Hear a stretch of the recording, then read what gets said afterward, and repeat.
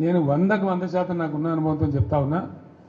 మనం ఏం పెద్ద గొడవలు బట్టి కొట్టేది లేదు, గడపలు బట్టి తవ్వేది లేదు. పార్టీని పెట్టుకొని ఉంటే చాలు, టార్చ్ లైట్ పెట్టుకొని ఉరికెత్తారు మళ్ళీ మన దగ్గరికి. ఎక్కడికి పోతారా నాయన అని చెప్పి ఆటోమేటిక్గా జరుగుతుంది. ఇవాళ రేపు ప్రజలు మునుపటి లెక్క గొర్రెల లెక్క లేరు. వీళ్ళన్నీ తీసేస్తున్నారు. యాదవుల గొర్రెలు చేస్తున్నారు. వాళ్ళు డిపాజిట్ కట్టలు డబ్బులు వాపిస్తున్నారు. చేప పిల్లలు బంద్ పెట్టిండ్రు, ఫీజు రియంబర్స్మెంట్ బంద్ పెట్టిండ్రు. ఎన్నో రోజులు ఒప్పుకోడతారు ప్రజలు. వాళ్ళు చూస్తారు, టైం దాకా చూస్తారు. ఉన్నాయన్నీ ఎత్తేసి మేము 1కి 2 ఇస్తామని, 2కి 4 ఇస్తామని నరికి అసలు మోసం తెచ్చినట్టు ఉన్నాయే పీక్ పారైతే ఇదేం అన్యాయం అని చెప్పి తప్పకుండా ఆల్రెడీ ఆలోచన చేస్తున్నారు. వస్తున్న అనుభవాలు కఠినంగా ఉన్నాయి. ఇక చాలనుకుంటారు. మళ్ళీ తప్పిపోయి కూడా కాంగ్రెస్ కేంద్ర బాబు అనేటువంటి అభిప్రాయానికి వస్తారు.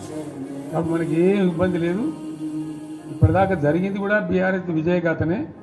ఈ పీరియడ్లో కూడా మనం పనిచేస్తూ ఉండాలా, తోచినంతలో ప్రజలు ఎంబడి ఉండాలా, ప్రజల సమస్యల వాళ్ళు ఎంబడి ఉండి పోరాటం చేయాలా.